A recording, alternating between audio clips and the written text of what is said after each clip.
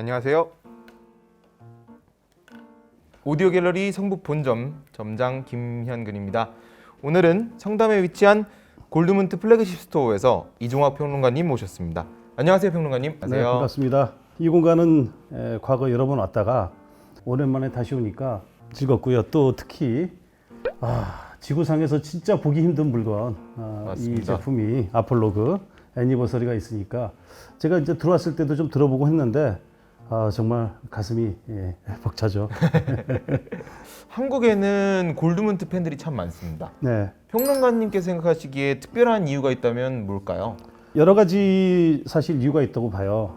첫 번째는 우리나라 시장에서 인정받은 제품들 치고 전 세계에서 명품 아닌 것들이 없죠. 맞습니다. 수많은 회사들이 들어왔지만 우리나라에서 실패한 브랜드가 외국 나가서 성공한 사람이 거의 없어요.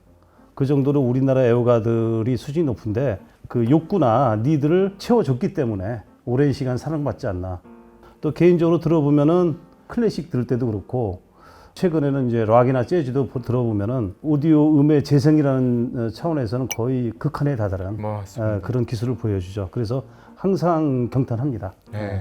저도 음악을 사랑하는 사람으로서 네. 골드문트를 통해서 음악을 들을 때 이 사실감 또 현장감이 정말 남다르다고 생각합니다. 또 골드문트가 명품 오디오로 알려져 있는데 이 명품이라는 단어가 어울리기 위해선 그만한 가치가 있어야겠죠. 평론가님께서는 그 부분 어떻게 생각하세요? 다른 하이엔드 제품도 그렇지만은 만드는 그 과정이 핸드메이드를 기반으로 하고 있는데 특히 이제 그 스위스가 정밀 가공, 이 사람들이 다루는 알루미늄의 그레이드 자체가 차원이 달라요. 기계에만 의존하지 않고 정밀 가공으로 사람 손으로 철저하게 수백 년 동안에 이어진 그 장인 정신 그런 것들이 발휘되어 있기 때문에 노브 같은 거 만져보면 그 감촉이나 그 돌릴 때 그런 느낌이 정말 대단하죠. 이런 거 하나가 나라의 어떤 그런 그 기술력이 들어가 있습니다. 그리고 또 하나는 누가 봐도 마음을 사로잡는 어떤 디자인이죠. 이 아폴로그 같은 경우에는 1987년에 런칭이 됐거든요. 대부분이 이제 나무 괴짝 같은 스타일. 맞습니다. 예. 그 우퍼도 크고 예. 스피커는 그냥 무조건 크면 좋다. 근데 이건 예술품이에요. 이제 그 오브제라고 그러죠. 예. 그 조각 같은. 그래서 뉴욕에 가면은 모마라는 데가 있습니다. 근데 거기서 선정이 돼가지고 전시된 이력이 있죠. 공업 제품으로서도 신비주의적인 어떤 만족감을 주는 그런 제품이다. 아폴로그를 만들면서 골드문트의 디자인 철학이 그때부터 이제 자리를 잡지 않았나 그렇게 판단해 봅니다. 그렇군요. 그리고 또 이제 상징적인 가치인데 특히 이런 이제 제품들은 한정 생산을 하잖아요. 그리고 아주 이제 희소하다는 얘기죠. 예, 그런 것으로 하여금 더 갈증을 느끼게 하는 그런 요소도 있다고 봅니다. 그렇군요. 기술적인 면에서도 명품의 가치를 줄곧 실천해온 골드문트에 대한 전설이 있다고 하던데. 소니를 비롯해서 여러 회사들이 이제 골드문트 신제품 나오면 이제 뜯어보고 그걸 갖다가 한번 이제 카피해 보려고 하는데 다 실패하더라.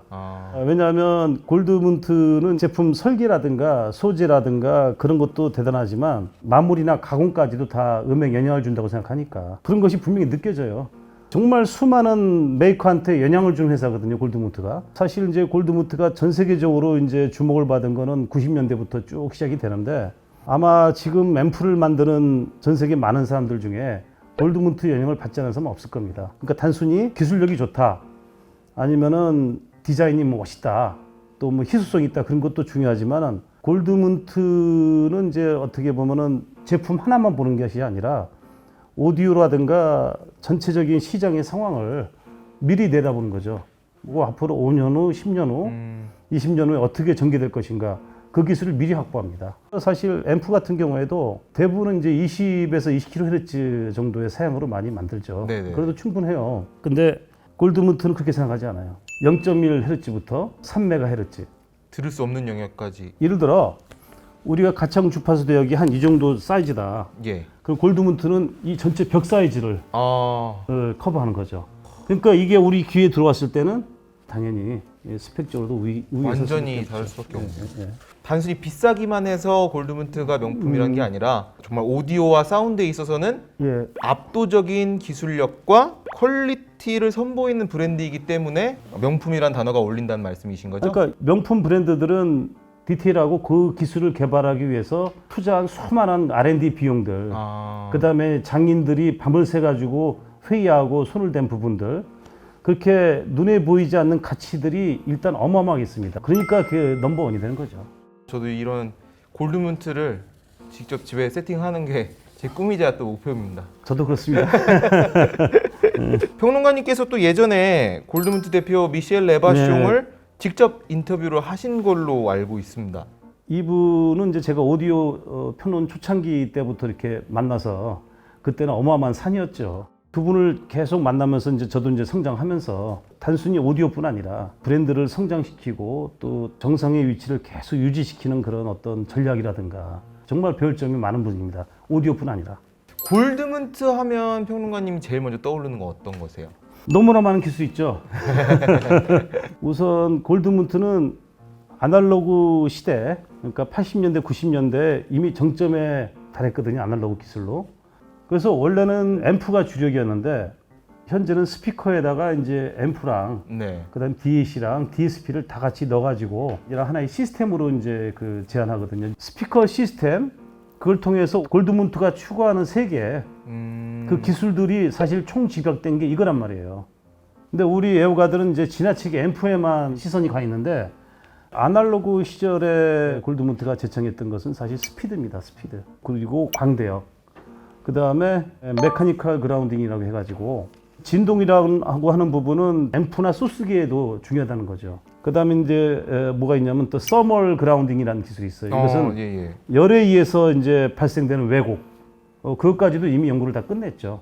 그리고 나서 이제 디지털 시대로 오면서 스피커 중심이 되고 또 베로니크 아담이라는 탁월한 기술자가 들어오면서 이 모든 기술이 스피커 중심으로 수렴되기 시작하는 거죠. 그래서 나온 게 이제 프로테우스라는 기술이 있는데 예를 들어 스피커가 3웨이라고 치면은 고역, 중역, 저역이 있단 말이죠. 예. 이것을 아날로그 도메인상에서 해결하려고 그러면 세팅이라는 과정이 사실은 귀로 듣고 이렇게 조정한단 말이죠. 대부분은 스피커가 한 몸치에 들어있기 때문에 여기서 베스트로 내가 최적의 청취 위치를 찾기가 쉽지가 않아요. 네네네. 방마다 다 환경이 다르단 말이에요. 근데 이제 골드문트는 디지털 도메인으로 넘어오면 이것을 갖다가 조정할 수가 있잖아요. 아주 정밀한 부분까지. 그래서 각 대역의 어떤 스피드를 다 연산 처리해가지고 하나의 알고리즘으로 만들어서 그런 최적의 값을 아날로그가 아니라 디지털로 만들어줬던 거죠. 레오나르도 이제 프로젝트가 이제 바로 그렇게 해서 나온 이제 기술이죠. 그 레오나르도라는 것이 원래는 아날로그 시대 때부터 이미 레베르숑이 연구했던 분야인데 그때는 이제 다빈치 프로젝트로 생각했어요. 근데 이제 다빈치 코드라고 영어가 뜨니까 그래서 이제 레오나르도로 바꾼 거죠. 이거 몰랐죠? 네, 이거 진짜 몰랐어요. 이건 이제 제가 직접 들은 얘기예요. 이거 재밌네요, 이거는. 말씀해주신 이런 프로테우스, 레오나르도 기술을 비롯해서 탁월한 기술력 갖출 수 있었던 건 아무래도 매출의 30%를 오롯이 R&D에만 투자를 하는 골드문트의 전략이 잘 통하지 않았나 이런 생각도 들고요. 특히 이제 베로니크가 들어오면서 액티브 스피커를 만든다. 단순히 스피커에 앰프를 붙인다는 차원을 넘어서 가지고 거기에 각종 기술을 더하면서 무선 전송이라는 부분. 2000년대 초반에 이미 무선 전송을 연구가 있다는 것을 제가 그때 들었습니다. 그 정보량을 어떻게 이제 보내고 예를 들어 2채널이면은 레프트하고 라이트 채널의 소리가 달라지지는 않는가. 원론적인 것까지 다 그때 연구를 했죠. 근데 저도 그때는 그 무선 전송이라는 게 그 당시 이제 안 와닿았으니까 다른 회사들은 지금 어마어마하게 이렇게 뭐 좀 앰프 만들고 막 그런데 뭐 하는 거냐, 왜 갑자기 골드문트가 스피커냐. 근데 이제 나중에 이해가 된 거죠. 확실히 선구안이 있었네요. 5년, 10년, 20년을 앞서서 보니까 나중에 시간이 지나고 보면은 역시 다른 거죠. 그럼 말씀해 주셨던 골드문트의 뛰어난 기술력이 모두 집약된 이 플래그십 모델, 바로 뒤에 보이는 아폴로그 애니버서리 스페셜 에디션과 에이도스 레퍼런스 4K 시스템을 한번 들어보고 이야기를 나눠보도록 하겠습니다.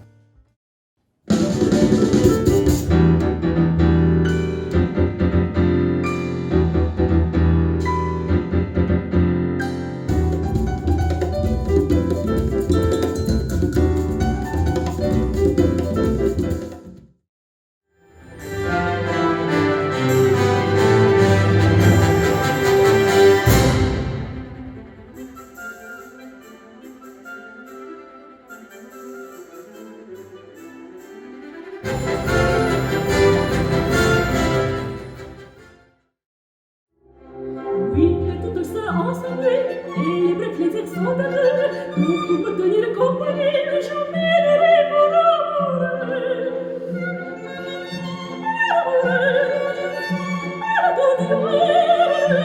Je l'avais à porter. 형님 어떻게 들으셨어요? 제가 평가할 수 있는 수준을 한참 넘어서가지고 뭐라고 얘기하기는 좀 힘들지만은 아주 복잡한 편성의 재즈곡을 들어보니까 대역의 밸런스라든가 그 다음에 그 시간축의 일치 그리고 이제 넓은 스테이지 그 악기들의 위치 이런 것들에 대해서는 뭐 두말할 필요가 없죠. 맞습니다. 그리고 아주 그 대역이 넓으면서도 잘 짜여진 그런 느낌이 들고 그 다음에 이제 스피드가 아주 인상적이었습니다. 예. 거의 리얼타임에 눈을 감고 들으면 실제로 이제 악기와 보컬이 연주를 하는 것 같이 또렷하게 이미징이 되는 것 같은데요. 보면 내장된 앰프도 출력이 어마어마하잖아요. 식스웨이라 그러면 사실 컨트롤하기가 정말 힘들죠. 3,800와트의 그 파워가 들어갔다고 그러니까 근데 이 파워가 텔로스 그 넥스트 젠 그레이드의 파워 앰프들이거든요. 네, 모두. 앰프 하나하나 산다고 그러면은 그 가격이 어떻게 보면 굉장히 지금 합리적인 가격대인 거죠. 그렇죠. 이 대형기에다가 이게 텔로스의 여러 가지 앰프를 붙인다는 걸로 봤을 때는 이 시스템이 어떻게 보면 더 합리적인 제안이라는 거죠. 그리고 또 말씀하셨던 것처럼 지금 파워 케이블만 꽂아 놓으면 예. 무선으로 모두 활용이 가능하다는 거죠. 예. 그래서 깔끔하고 편리한 점도 분명히 있고요. 그때 이제 베로니크가 한국에 인터뷰한 걸 들어보면은 4K 플레이를 연구할 때는 8K급으로 연구를 한다 그래요. 아, 이미 한 단계를 네, 넘어서서 스펙을 넘어선 것을 연구해서 이걸로 완성져가지고 다운 사이징 하는 것이 더 퀄리티가 좋을 수밖에 없죠. 그리고 또 사운드적으로는 이제 완벽하게 중립적이고 현실감과 가장 근접한 리얼 사운드를 만들어내는 게 이제 골드문트의 특징인데요. 그럼 이제 일반 가정집에서 사용할 수 있는 시스템을 보러 가보도록 하시죠. I'd sacrifice anything come what might for the sake of having you near. In spite of a warning voice that comes in the night and repeats in my ear.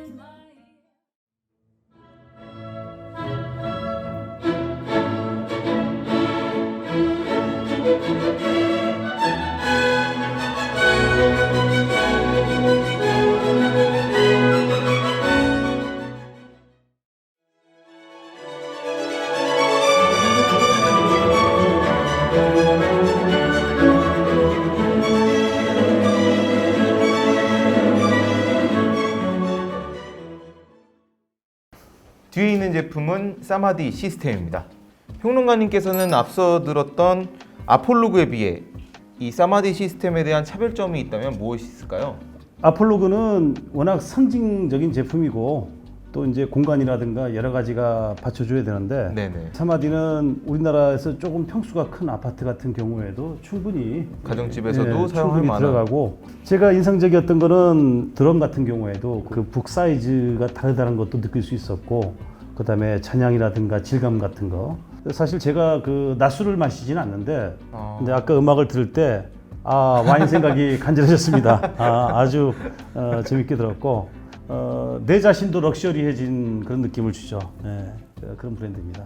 여성분들께서 사마디라든지 예. 이거보다 조금 더 사이즈가 작은 프라나 시스템에 또 많은 관심을 보여주시더라고요. 예, 사실 드라이버가 상당히 훌륭한 드라이버입니다. 네.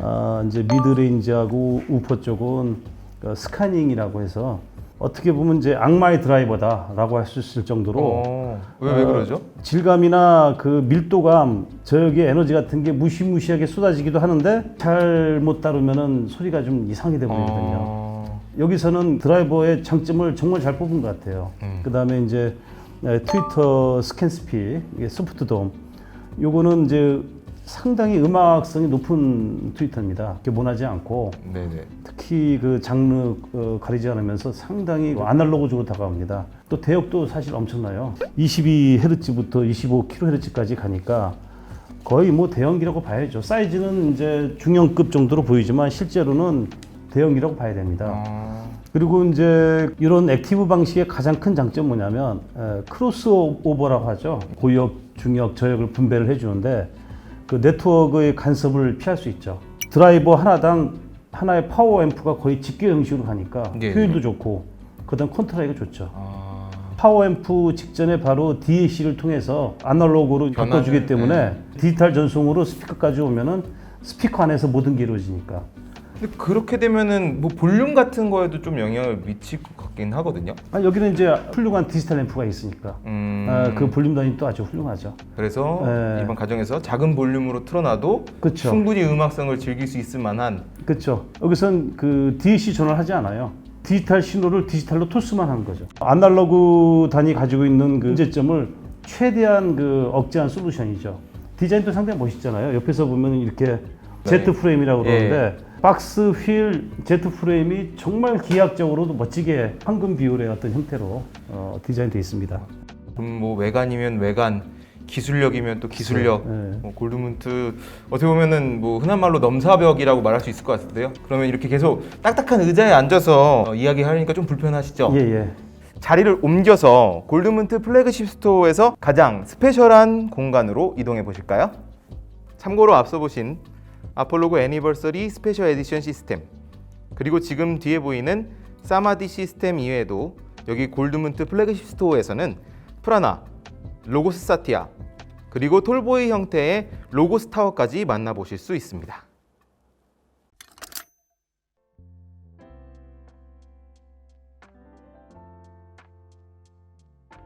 자, 이곳이 바로 골드문트 플래그십 스토어에서 가장 스페셜한 공간, 건물 5층에 위치한 골드문트 시어터입니다.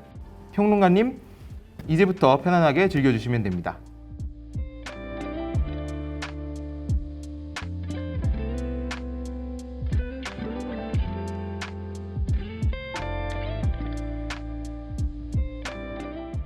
네, 평론가님, 이 리클라이너 의자가 참 편하죠? 정말 편하네요. 네. 여기는 골드문트 시스템으로 아주 완벽하게 세팅된 시어터입니다. 골드문트 본사 R&D 부서의 수석 연구원 아담 베로니크 박사와 오디오 갤러리가 공동으로 설계해 세팅한 공간입니다. 프라이빗한 공간에서 누구의 방해 없이 아주 편하게 리얼리즘 사운드를 경험할 수 있어 VIP 분들을 위한 모임이나 행사를 진행하기도 하는 공간입니다. 여기 테라스랑 다이닝도 잘 세팅되어 파티를 즐기기에도 좋은 공간이거든요. 이 공간에 스피커가 하나도 보이지 않는 거 보니까 이제 벽에다 매립된 그 인월 스타일로 작업한 모양인데 심플하면서도 영화에 집중할 수 있게 정말 그 공간 대단합니다. 네, 맞습니다. 멀티 채널 구동이 가능한 비스포크식 인월 스피커로 노출되지 않게 내면의 벽과 바닥에 다 숨겨져 있고요. 최대 32채널 시스템까지 구동이 가능합니다. 인월 스피커는 로고스 월2, 로고스 서브월 마크2, 그리고 로고스 3A, 4K UHD 해상도를 지원하는 에이도스 36U 4K, 오디오 업계에서도 가장 독보적인 성능을 자랑하는 미메시스 상위 라인인 미메시스 32.5가 설치되어 있습니다. 간단하게 혹시 미메시스 32.5와 이 멀티 채널은 어떤 식으로 구동이 진행되나요? 이게 골드문트가 제안한 아주 특별한 방식인데요. 각 채널별로 음성 신호를 하나씩 넣으면은 그 채널 수를 계속 늘릴 수가 있는 거예요. 총 32채널까지도 확장시킬 수 있으니까 이 프로세서를 하나 사두면은 무한 확장할 수 있는 거죠. 이거는 뭐 라이트다, 레프트다 지정하지 않고 그건 본인이 지정하면 됩니다. 골드문트의 기술력이기 때문에 방대한 채널까지도 다 구성이 가능한 거군요. 그렇죠. 멀리 내다보는 거죠. 제가 이렇게 직접 체험을 해보니까 예전에 미셸 레베르숑 씨하고 이제 인터뷰했던 내용이 기억납니다. 그분에 따르면 멀티 채널이나 홈시어터를 구성하는 것은 그렇게 어려운 기술은 아니다.